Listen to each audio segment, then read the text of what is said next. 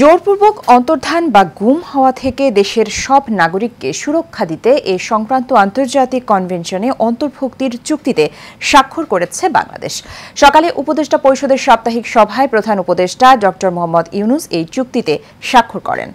সভা শেষে পরিবেশ, বন ও জলবায়ু পরিবর্তন মন্ত্রণালয়ের উপদেষ্টা সৈয়দা রিজওয়ানা হাসান গণমাধ্যমকে এই তথ্য জানান। তিনি বলেন, কালো টাকা সাদা করার বিধি এবং রীতি বন্ধ করে দেওয়া হবে, আর দ্রব্যমূল্য নিয়ন্ত্রণে অর্থ পাচারের বিরুদ্ধে যা যা দরকার সকল ব্যবস্থা গ্রহণ করেছে সরকার। হজের খরচ কমিয়ে আনার জন্য কার্যকর ব্যবস্থা নেওয়া হচ্ছে। সভায় এমন সিদ্ধান্ত হয়েছে বলেও জানান অন্তর্বর্তী সরকারের এই উপদেষ্টা।